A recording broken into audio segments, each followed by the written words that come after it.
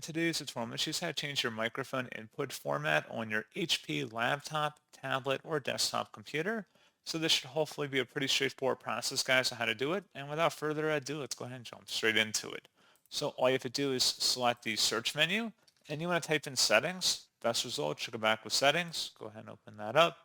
Select system on the left panel, and then on the right side, you want to select where it says sound.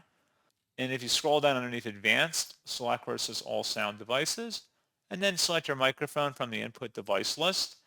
And then you can change the format by going underneath input settings and clicking the drop down next to format and change the formatting that you're looking for.